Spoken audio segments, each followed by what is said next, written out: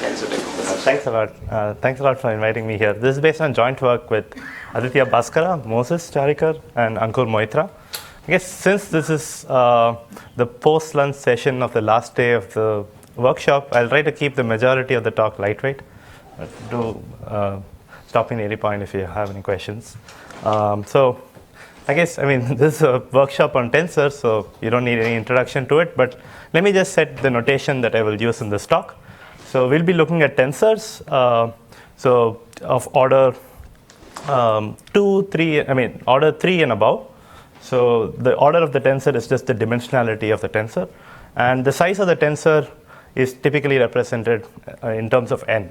So this 3 tensor, for instance, has size n cross n cross n.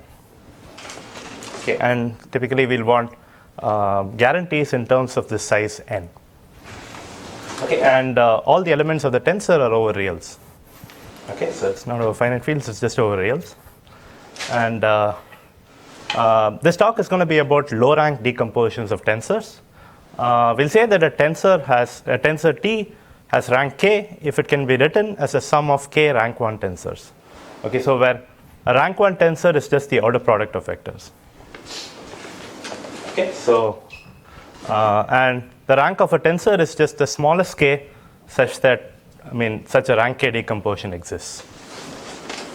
Okay, and you're all familiar with tensors, so the rank of a p tensor can go up to n to the p minus 1.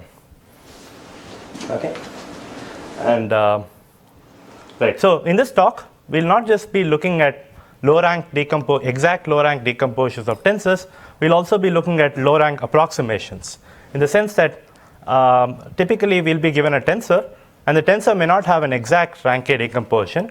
It may have a rank k decomposition that approximates it in Frobenius norm up to some error.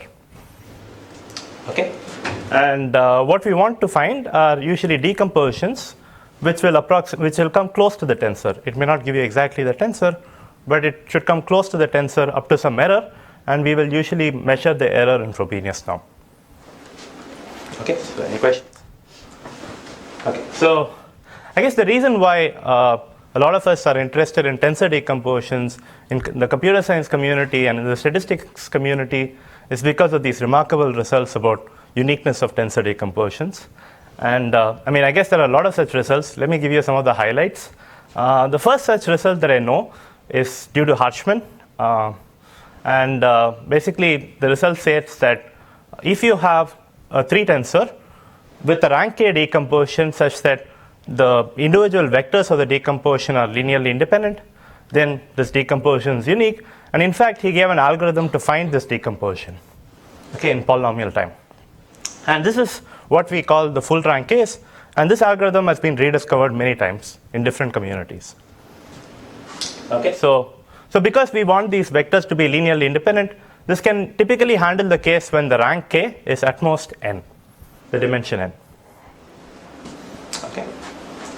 Okay, so, and in the previous talk, we looked at this remarkable result due to Kruskal, who showed that these rank k decompositions for 3 tensors and higher order tensors are typically unique under some mild conditions, which are called these rank conditions.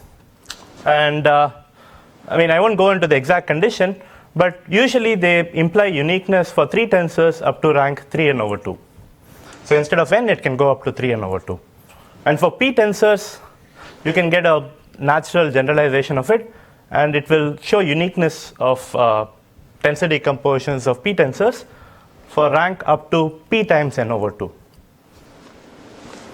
Okay, and okay, so these were results for general tensors which satisfy these conditions. And as we have seen a lot in the first day of the workshop, there are results that are known generically, much better results that are known generically. So you can hope for uniqueness for 3 tensors up to rank n square over 3. And these 2 results are non-algorithmic results. The first result was algorithmic.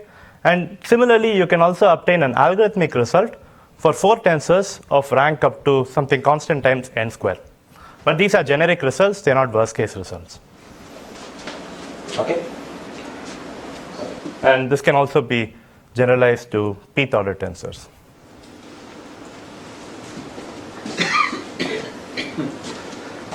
So in this talk, we'll want polynomial time algorithms for tensor decompositions when the rank is typically much larger than the dimension n.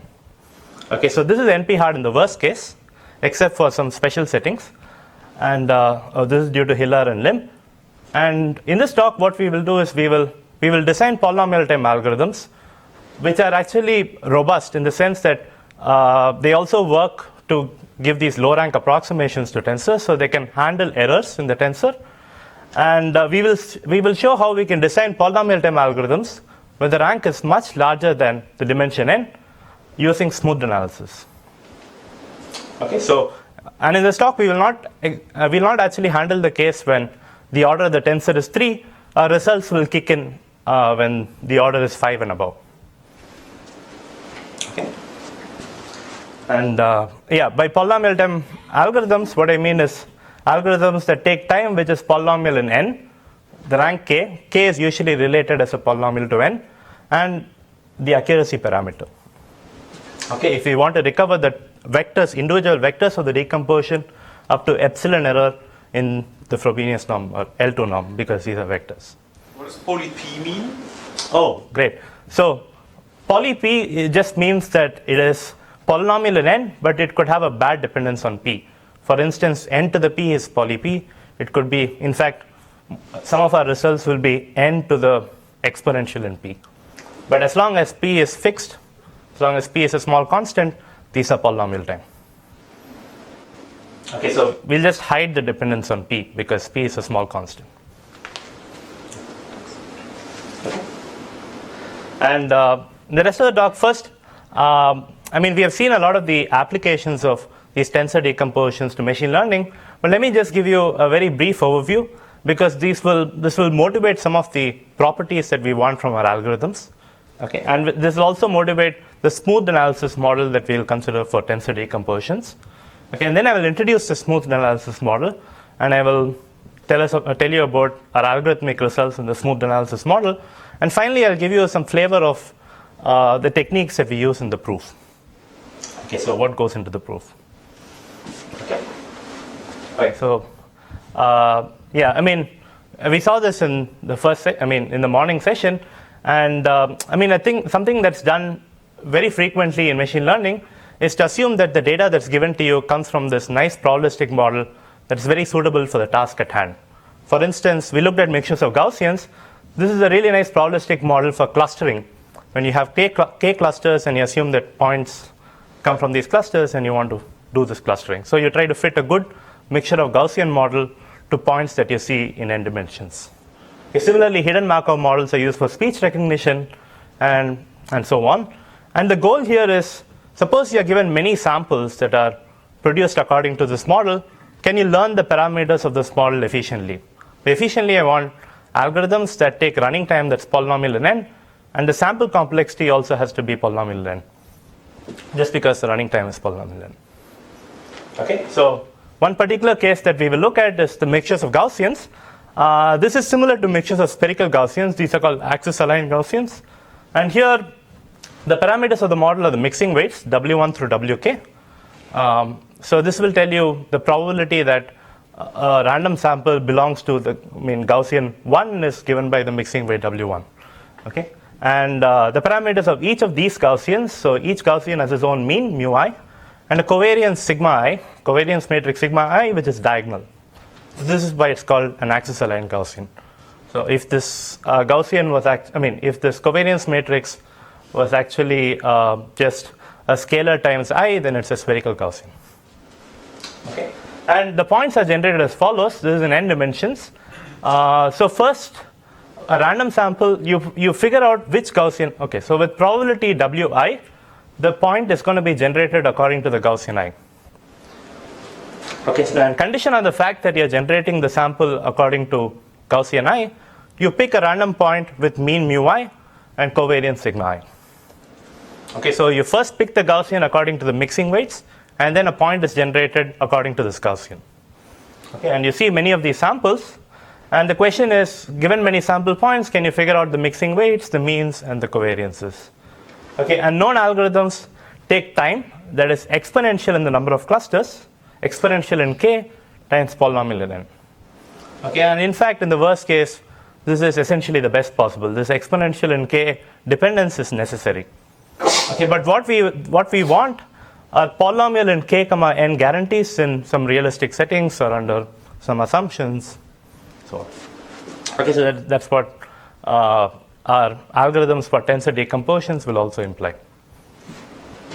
Okay, and so the reason why tensor decompositions come in is due to the method of moments. So this is like this general principle towards designing algorithms using tensor decompositions for learning many of these probabilistic models. Just to tell you briefly, it consists of two steps. The first step is to figure out a tensor, okay, to compute a tensor from the samples, which will have a decomposition which exactly encodes the model parameters. Okay, so you want this decomposition to typically have low rank. For instance, if you have a mixture of k Gaussians, you want this tensor to have k rank 1 terms, where there is one rank 1 term for each of the Gaussians. Okay, so for instance, if you look at the mixtures of Gaussians problem, you can look at the third moment tensor, okay, and you can massage it a bit, and you can get a tensor which is exactly rank k, okay, if you had infinite samples, but you'll get it up to some accuracy. So which will be rank k with one rank 1 term for each of the Gaussians. So mu I here is the mean of the Gaussian. Okay, and the second step is to just use off-the-shelf algorithms about tensor decompositions. Okay, so if you have a uniqueness result for tensor decompositions, this implies that by looking at the third moments, you can uniquely recover the parameters of the model. Okay, and if you have a polynomial time algorithm for the decomposition, then you actually get efficient polynomial time algorithms for learning as well. Okay, so a lot of the creativity, a lot of work goes into figuring out this tensor which encodes the model parameters. Okay, but modulo that, you can just use any off-the-shelf algorithm for tensor decompositions to come up with learning algorithms. Okay, so this is some framework that was established by a long line of work starting from Joseph Chang, and there's been a lot of work recently in the spectral learning area. It's been pioneered by Shyam Kakade, Daniel Zhu, and so on. So here we computed this tensor, and using these samples by looking at the third moment, for instance, and we were hoping to use algorithms for tensor decompositions of this tensor. Okay, but we are computing this tensor from samples, so there's always sampling error. Okay, so if you are using capital N number of samples, okay, so if you typically get term-wise errors which are 1 over square root of capital N. So if you only see polynomially many samples, you can only get the tensor up to inverse polynomial error in the Frobenius norm. Okay, so what you want are uniqueness results for tensor decompositions and algorithms for tensor decompositions, okay, which is robust to noise, which is inverse polynomial. Okay, so this is our goal if we want these tensor decomposition algorithms that are useful for learning. Okay, we want these tensor decomposition results, either uniqueness or algorithms, which is robust to inverse polynomial noise. Okay, and so we saw this algorithm due to Harshman, which is actually Hendrik's algorithm, and Hendrik's algorithm actually gives you a polynomial time algorithm for decomposing tensors of rank at most n. Okay, so this rank at most n actually comes in due to a condition that we will see earlier. It is actually phrased in terms of the minimum singular value of a certain matrix. Okay, and this polynomial time algorithm is actually robust to inverse polynomial error. Okay, and using the recipe that I mentioned earlier, okay, so you can use this as a black box to design efficient algorithms for learning various probabilistic models when the number of clusters in the Gaussian or when the number of topics is at most a dimension. Okay, so this is exactly what Shyam Kakade alluded to in the morning talk. Okay, so this is very useful in many cases, but there are quite a few cases when the number of clusters or topics is much larger than the dimension. So this comes up in applications like computer vision or speech. Okay, and if you want these these algorithms for tensor decompositions to hold in these settings, you want polynomial time algorithms for decomposing tensors whose rank is much larger than n. Okay, so that's the goal of this talk, but this is NP-hard in the worst case. Okay, so what we'll do is we will use smooth analysis. Okay, so this is one way which will allow us to go beyond worst case analysis, the worst case interactability. Okay, and smooth analysis is a beautiful paradigm that was introduced by Spielman and Teng. They in fact won the Gödel Prize for this work, and they used smooth analysis to explain why the simplex algorithm solves linear programs very efficiently in practice. Okay. So good smooth analysis guarantees will tell you that the bad instances for the algorithm are essentially isolated. So if you really think of mapping this whole instance space, and you draw a graph which plots the running time for your algorithm on these instances, then you'll see these peaks that correspond to bad instances. Okay, but these peaks are essentially isolated. And the way you show this is by saying that if you apply a small random perturbation to the input, okay, then your algorithm runs quickly in polynomial time with high probability. That means the peaks are lower dimensional. It's not clear that they are isolated points, right? It's only they're lower dimensional things. Right. So they're not isolated points. It's just that these sets have very small measure. Okay, but you can't have a big chunk of space which is bad. Okay, so this is what smooth analysis guarantees will imply. So if you look at any instance in a small ball around it, most of the instances are easy. Okay, so these bad instances really need to be fairly small and disconnected. Okay, so these are the best kind of guarantees that you can hope for in the absence of worst case guarantees. Okay, because you can vary the amount of the perturbation. Okay, so we'll be looking at smooth analysis, but for learning and for tensor decompositions. So before we go into the smooth analysis model for tensor decompositions, let's look at the natural smooth analysis model for learning, because this will inspire our model for tensor decompositions. So if you look at this mixtures of Gaussians problem, okay, the worst case for the mixtures of Gaussians problem comes up when these means, the mean vectors, lie in certain pathological configurations. Like for example, when these means lie on a line. Okay, but these means are not in adversarial configurations in the real world. Okay, so what if you slightly perturb each of the means? Okay, we want to show that if you slightly perturb each of the means, then the problem actually becomes easy. The mixtures of Gaussians which are generated according to these slightly perturbed means is actually easy. Okay, so this is what we would want to show in the learning setting. Okay. So what about the analogous smooth analysis model for tensor decompositions? Okay, remember that for the mixtures of Gaussians problem, we had this tensor where the individual the vectors in the decomposition were comprised of the means. Okay, so in the natural smooth analysis model for tensor decompositions, we'll assume that these vectors of the decomposition are slightly perturbed. Okay, so this is the smooth analysis model. So suppose, you're given a tensor T, okay, where the vectors of the decomposition are these AIs. Okay, but you're not going to analyze your algorithm on this tensor. You're going to analyze your algorithm on a different tensor, which has its vectors of the decomposition being slightly perturbed. Okay, so you're going to show that your algorithm runs with in polynomial time with high probability on this tensor T tilde. Okay, where T tildes, the vectors of the decomposition T tilde are these AI tildes, which are perturbed versions of AIs. Okay, and you'll also have some noise because we want to tolerate some inverse polynomial noise. This is a smooth analysis model for tensor decompositions that we will study. Okay, yeah. Is there such a thing as symmetric perturbation? You're starting with a symmetric tensor. Oh, yeah. Yeah, that's a great question. So,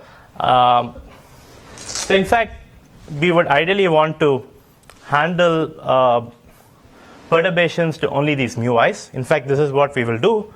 But for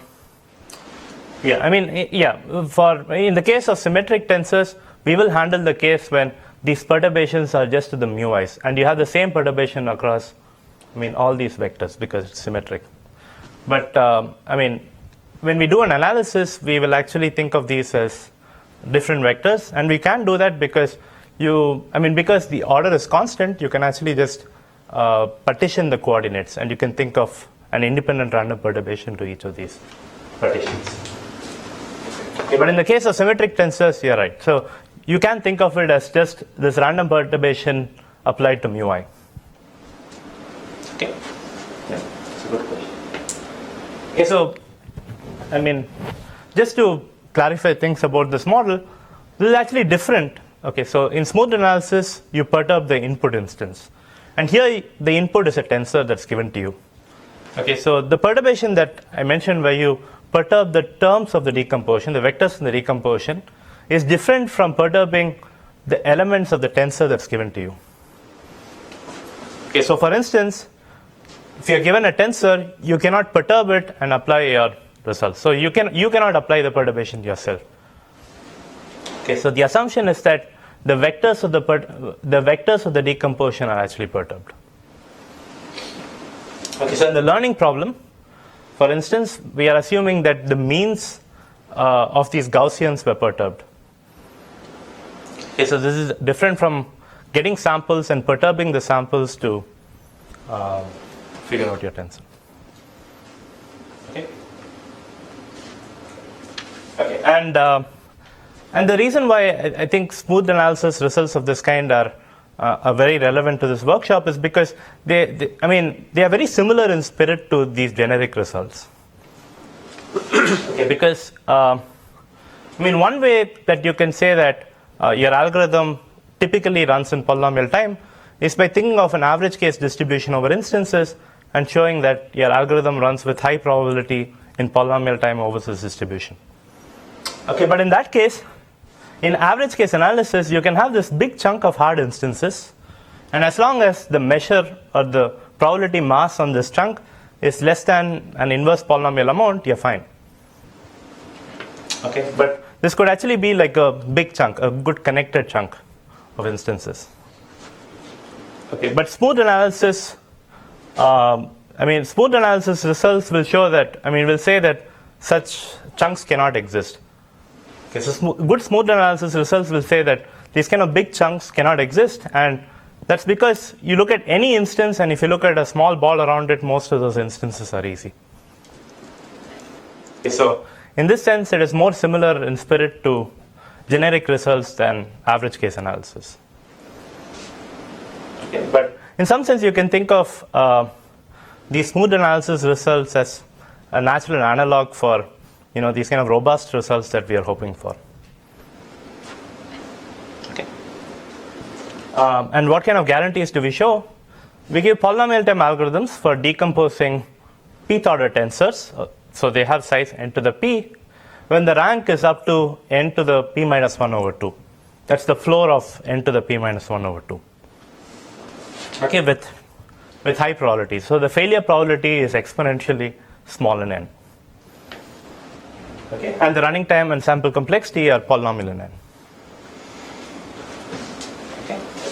So just for a comparison, the previous algorithms could work in the regime where the rank was at most n. Okay, the rank k was at most n. But using smooth analysis, we can actually cover a much larger range. So you can cover a range where the rank goes up to n to the p minus 1 over 2. That's the floor here. So when p is 5, it can cover. It can go up to rank being n square, constant times n square. Okay. And as a corollary, just using the recipe that I mentioned earlier, you can also get polynomial time algorithms for learning various probabilistic models like mixtures of spherical Gaussians or axis aligned Gaussians and topic models and so on, when the number of clusters or when the number of topics is any polynomial in the dimension. The dimension here is n, and you can handle any polynomial in the dimension because you just choose the order of the tensor to be, a sufficiently large constant. Okay. Any questions about the guarantees? So this is in the range where we know that the problem is NP-hard. Yes. Yes, exactly. Yeah. And this is where smooth analysis helps us. So you're saying it's better than average. You're saying in smooth it's not such a hard problem. So it's right. So yeah, I guess this problem is very hard in the worst case. Right. So can you repeat what you said? It is.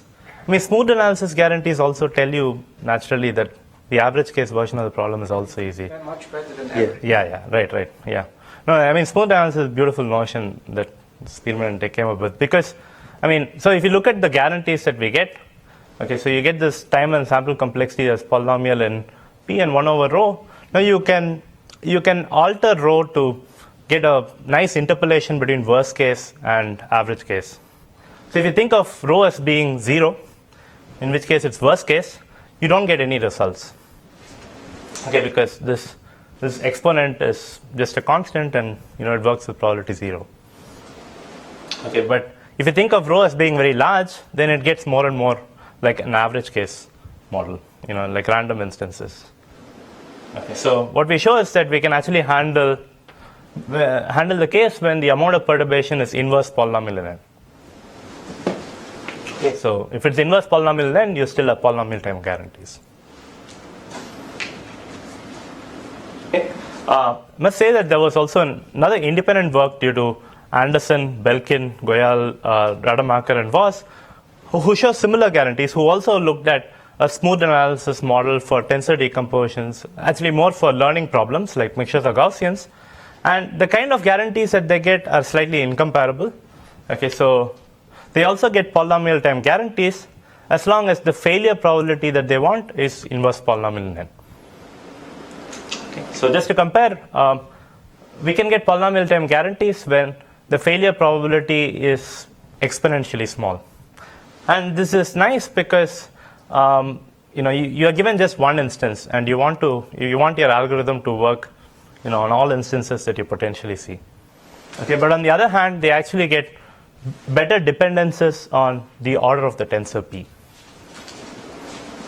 Okay, so they are incomparable in that sense. Okay. So in the rest of the talk, let me tell you a little bit about the details of the algorithm.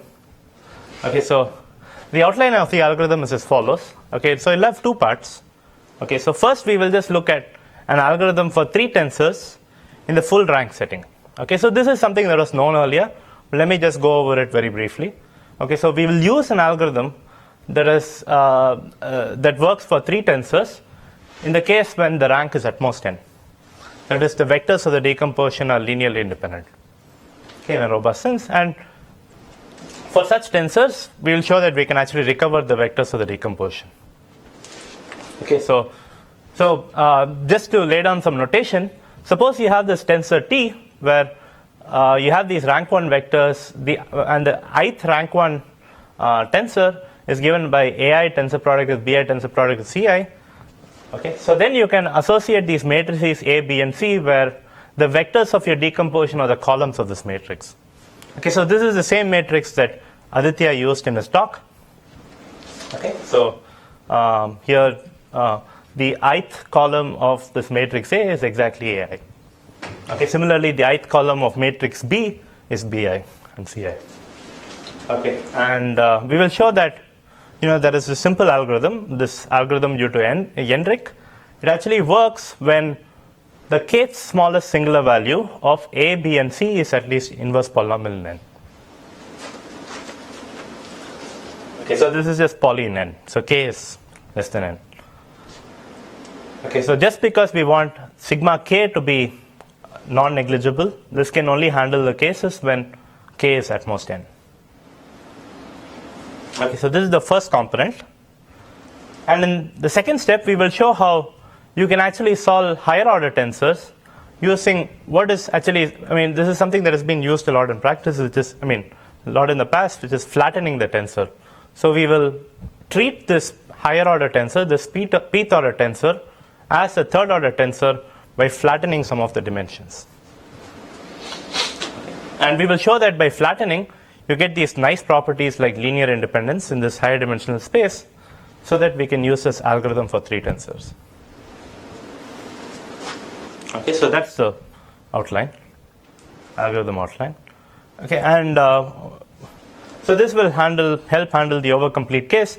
And you could have actually used any algorithm for tensor decomposition, the full rank setting here.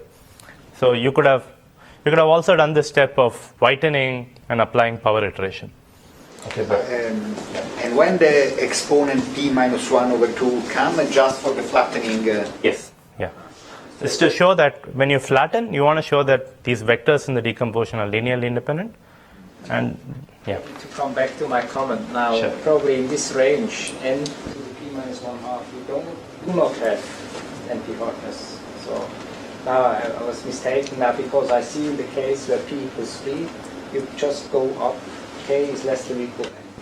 Oh, but I see. But for fifth order tensor, can't you show hardness for rank being something like linear in n? Yeah, you wrote the 6n. Indeed, I also had the same question. Yeah. It's quite low. Yeah, and not it looks high, understanding. but it's... So I guess one thing that I guess Lekheng is here, so he's the expert on the hardness results, right? So for third order tensors, the rank is roughly 6n. So you're talking about the rank for which you can show You it. get hardness. Yeah, it's And is it linear in n even for higher order tensors? Is it hard even for rank being some constant times n? Maybe. constant times n. I mean, you can always think of a degenerate higher order tensor which corresponds to the third order tensor. And that is NP hard just because the third order tensor was NP hard.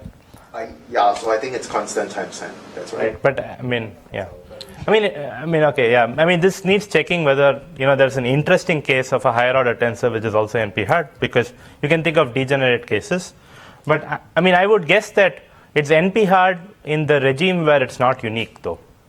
And we know that uniqueness only holds when the rank goes up to Pn over 2. I would guess that it is something larger than Pn over 2. But I'm not sure what the exact rank is for these interesting cases. By uniqueness, you mean generic uniqueness? No. Worst case, specific conditions, like Kruskal conditions. Yeah.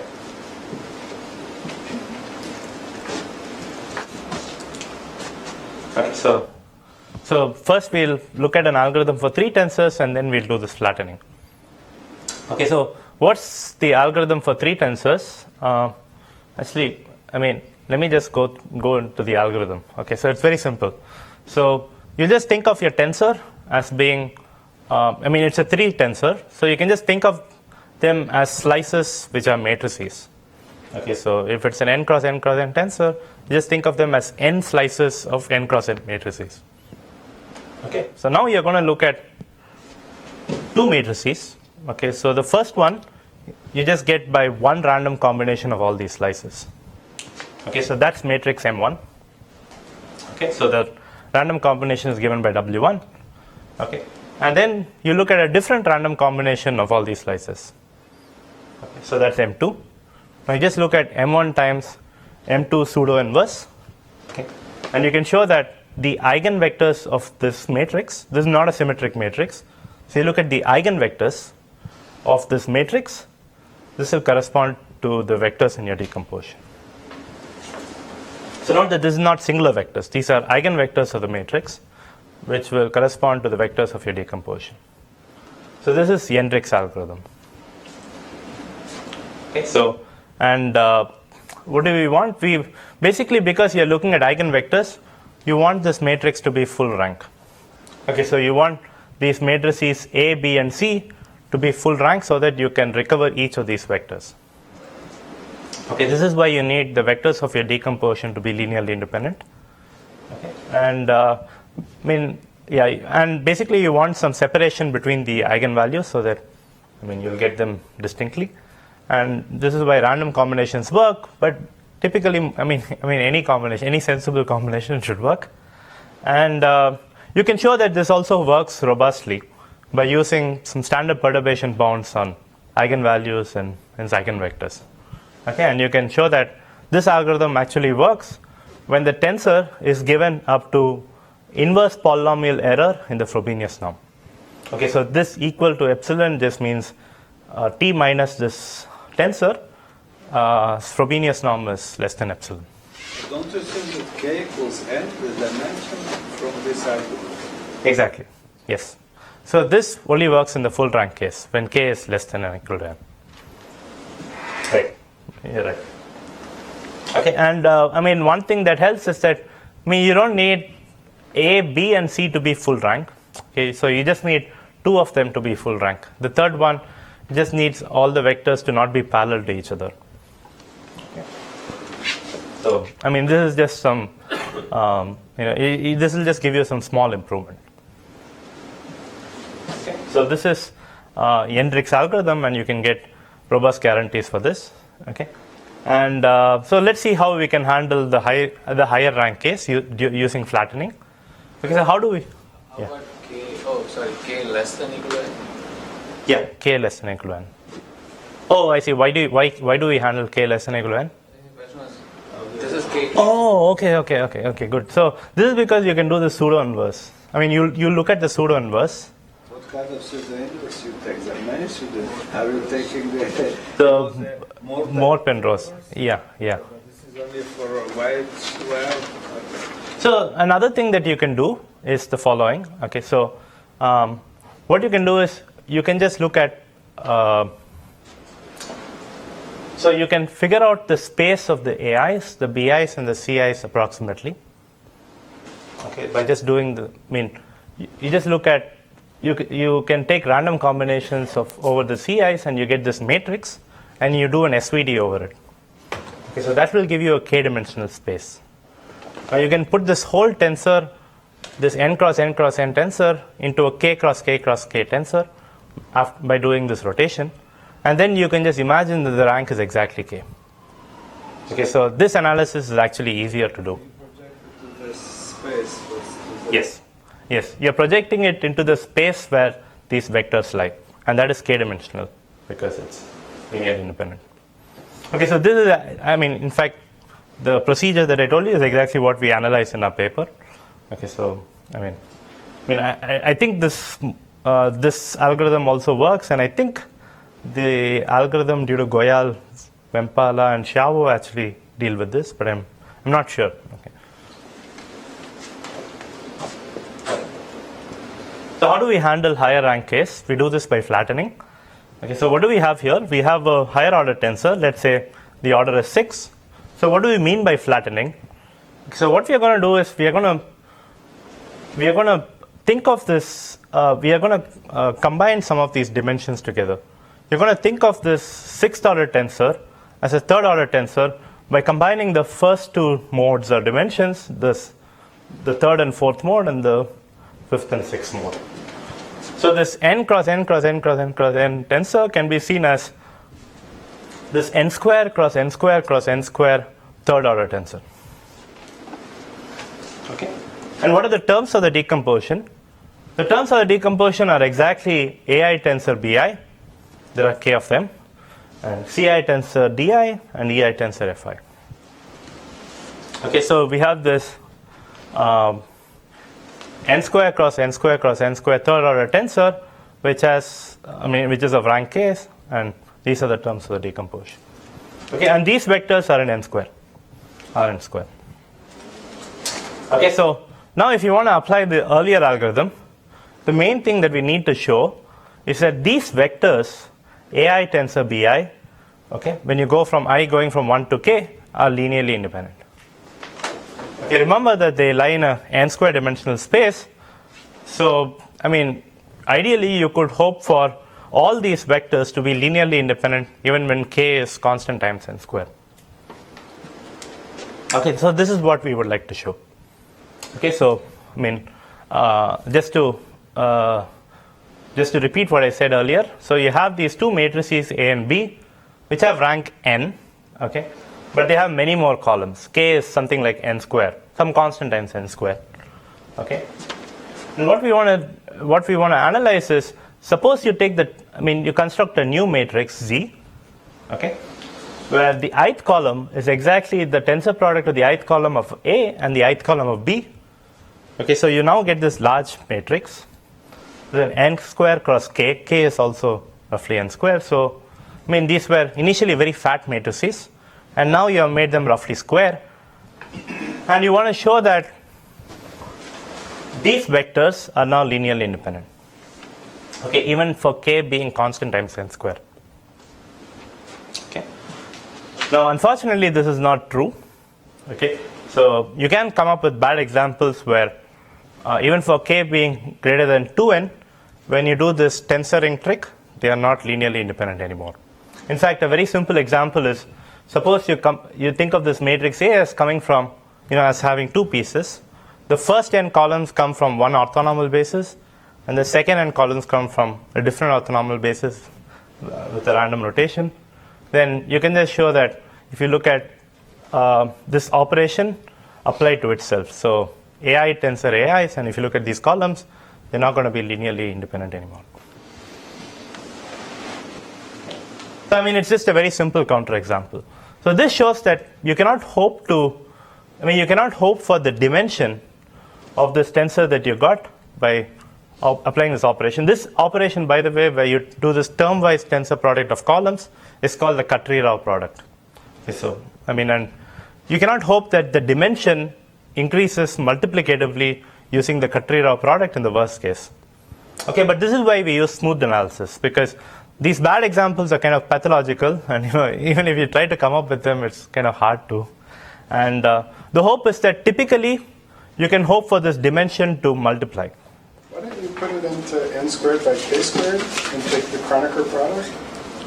But then it only becomes worse again, right? Because what you want to do is you have a very fat matrix, and you want to make it as square as possible, because you want all the columns to be linearly independent.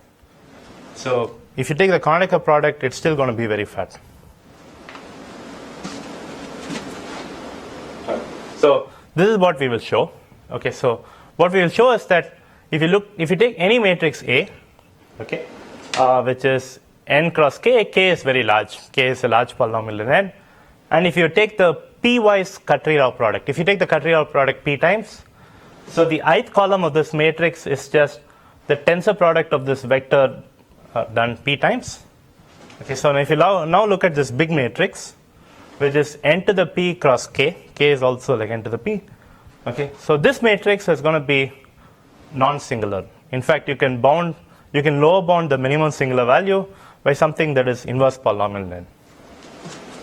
Okay, as long as k is at most n to the p over 2. This 2 is not important. It's as long as it is at most 1 minus epsilon times n to the p. Okay, so this is what we'll show with very high probability. Okay, so this will show that the flattening trick works, and then you can just use the algorithm for third order tensors. Okay, and just to tell you just to give you a flavor of the kind of statement that we need to show.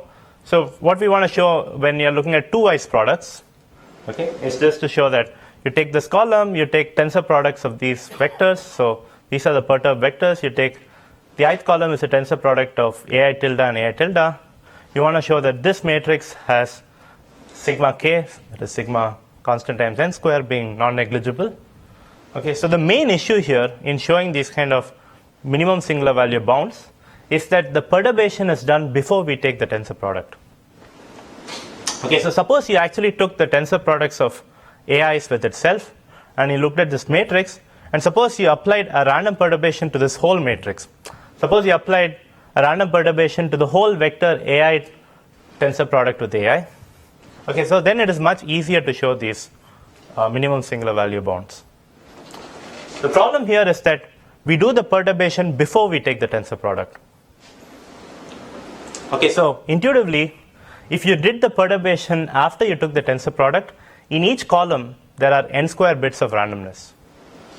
Okay, but here you are doing the perturbation first and then taking the tensor product. So you actually have only 2n bits of randomness. And you're trying to argue about an n square dimensional space. Okay, so this is intuitively why it becomes harder. So this introduces a lot of block dependencies.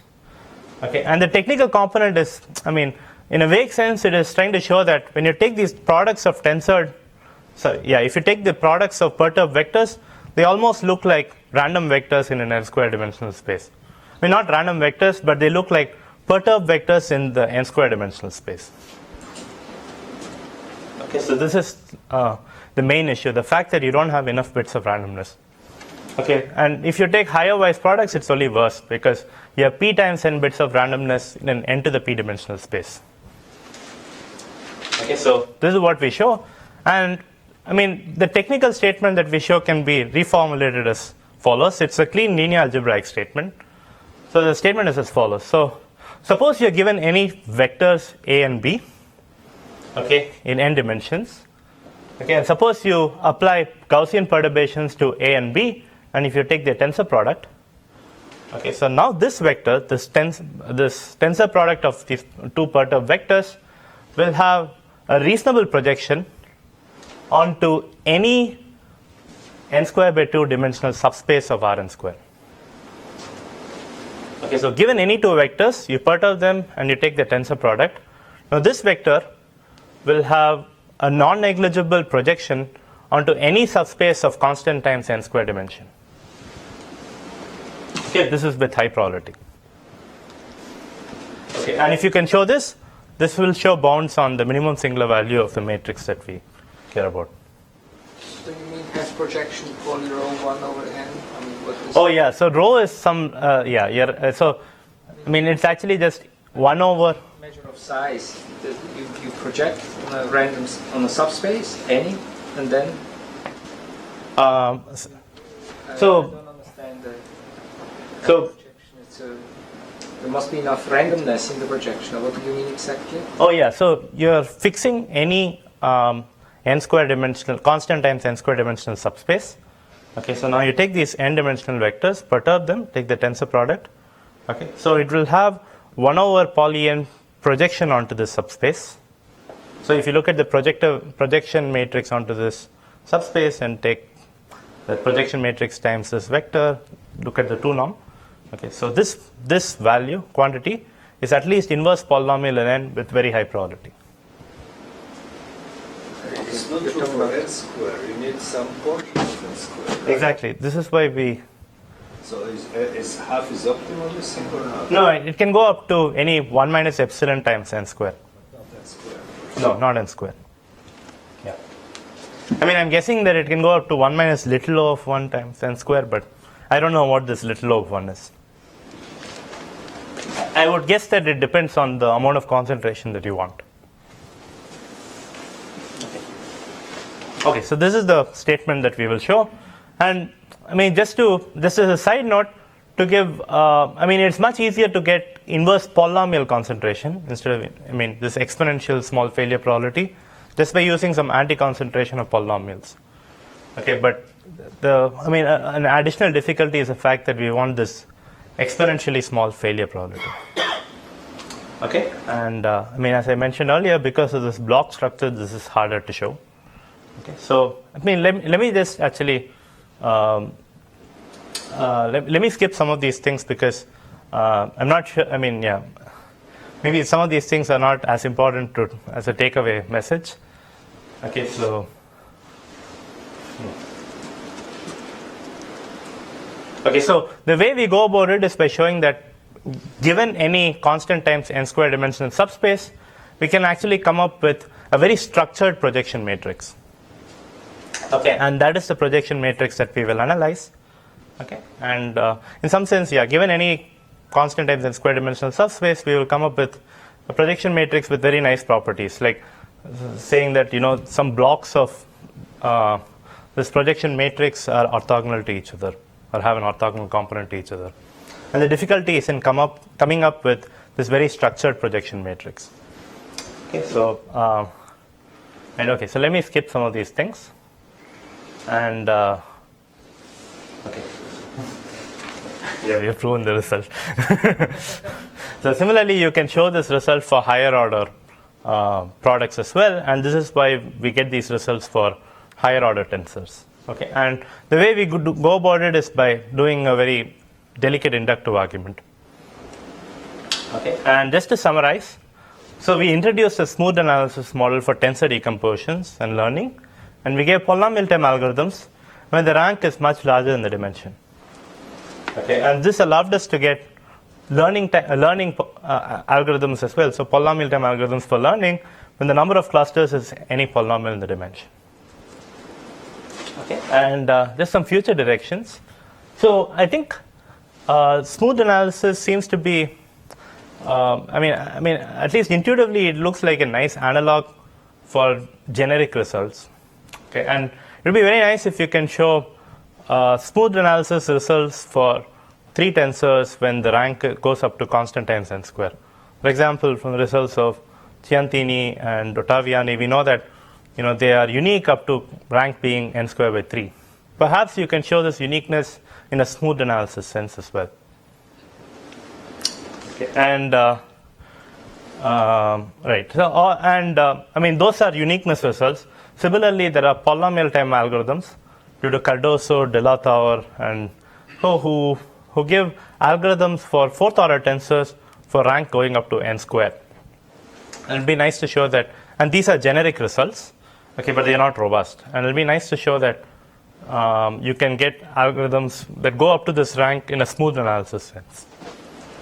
Okay. And I mean, I guess one thing that that was asked in the first talk of the session was, as algebraic geometers, how you could potentially contribute to these kind of discussions. And somehow from our experience from the uniqueness result for the Kruskal theorem, robust Kruskal theorem, and from these results, we were able to basically go through these proofs, and because these proofs were very linear algebraic, we were able to translate a lot of these arguments and make them robust.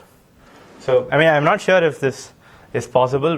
It's fairly vague, but it would actually be a lot more helpful if some of these arguments that, with which you can show these generic results could be made more linear algebraic in some sense. I don't know what this means, but linear algebraic arguments seemed a lot more easier to translate to robust results. And,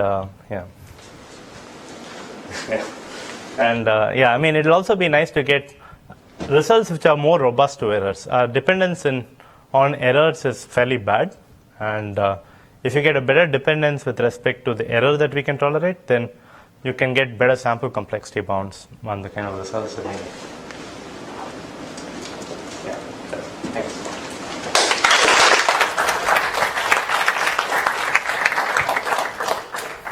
It's time for questions. We already had several questions during the talk. No, maybe just to try to answer your last comment. Unfortunately, algebraic geometry treats about a non-linear question, and that's true. Non-linear is essentially equivalent to multilinear. It's right. It's a bit a joke what I'm saying, but no, in the sense that, for instance, if no, really, I think there is an intrinsic problem. I don't think it's possible to reduce all tensor decomposition to just a linear algebra for any. Right. So there is an intrinsic. Right. For instance, obstacle. But there are Grebner bases and a lot of polynomial techniques that can be handled. Well, also in the talk of yesterday, we saw some tensor decomposition found with MATLAB, but using Grebner basis approach. So actually, just to be a little more concrete about what you're saying, for instance, the algorithms that we were able to get for higher order tensors, the reason they worked is because generically we knew that by taking tensor product of these vectors, this matrix is non-singular. This we knew generically. And this is a statement about linear independence of these tensor product of vectors. The non-linearity comes in because of the tensor product, of course. But we could phrase it as non-singularity of this particular matrix. Then we were able to analyze. And then, we were able to show that in a smooth analysis sense, the minimum singular value of this matrix is also lower bounded. So if you add, so kind of multilinear algebra, but at a very early stage, then you can do the rest with linear algebra. Yeah, so I mean, this is just some kind of empirical, I mean, not empirical, yeah, from experience, I guess. But Can you say a few words about the last slide when you talked about the cell hierarchy? oh, great, yeah, sure. So recently there's this work by Barak, Keller, and Steurer. I mean, because tensor decompositions are essentially, they can be restated as questions over polynomials and polynomial optimization. So they treated tensor decompositions as a polynomial optimization problem, and they were able to get algorithms for tensor decompositions where they could tolerate very high error. So, for instance, they were able to tolerate constant error, say error being 0.1, and they were still able to meaningfully, they were able to give meaningful guarantees on recovery by going to these Lasserre systems of degree which is very high, like log n. So with that, they were able to give quasi-polynomial time algorithms which are able to handle constant error. Intuitively, they are arguing about, say, third-order tensors, but they go up to much higher-order polynomials and show that they can actually handle much better noise. And maybe that opens up, fresh perspectives into, handling much better error. I mean, potentially you could show some kind of a more smooth dependence, whereby looking at higher-order tensors, you actually get better error tolerance, and you don't necessarily need to go to log nth order tensor. Thank you. Yeah. So, you're talking about robustness to noise. Doesn't it, I would totally agree with this, that the model of noise that you pick should also determine which algorithm you use, which will be robust to that type of noise. And it seems that I could take your algorithm and then say, just perturb one or two entries in the tensor. And that noise model might not be good for your algorithm, whereas like perturbing all of the entries by a small amount might be better, or perturbing before tensoring, as you said.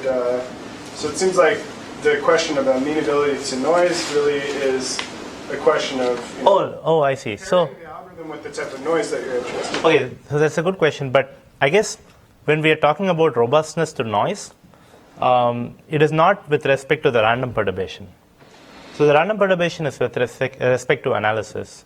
Okay, so you can think of it as a pure kth order tensor, k-rank tensor, where the terms of the decomposition were randomly perturbed. Okay, but the noise that we are trying to tolerate is worst case noise. So apart from the tensor, you have some, you may perturb the entries in a worst case sense up to some inverse polynomial amount, in Frobenius norm. And we want to handle this kind of worst case noise, because when you take, the way we get these tensors is by taking samples and by averaging them. We don't actually know what kind of errors they introduce into, what kind of sampling errors get into these tensors. Perhaps by understanding the kind of errors that come up by the sampling, you can do much better, but we don't actually know that. So we assume that we have worst case noise. Okay, so arbitrary noise up to epsilon in Frobenius norm, and we want to handle that. The perturbation before tensoring is in some sense, it's an assumption about nature, that nature is not conspiring against you to give you bad answers. Sure, you could pick, for instance, a different noise model where maybe the sort of core of the tensor gets perturbed by more in the noise model, and then your algorithm is not assuming that kind of noise, so maybe it would break your algorithm. So you sort of have to know what model of noise you're going to use before you know what kind of perturbations you're going to allow in your smooth analysis. Yeah. So in some sense, the perturbations that we handled were inspired by the learning applications. So where you are actually perturbing the means. So this is why it corresponded to the terms of the decomposition being perturbed. But you could think of other perturbations. Handling other perturbations for a smooth analysis sense. The only thing that you need to watch out for is to ensure that, those perturbations do not give you a very general instance which is hard. I think it's time for the break. Yeah.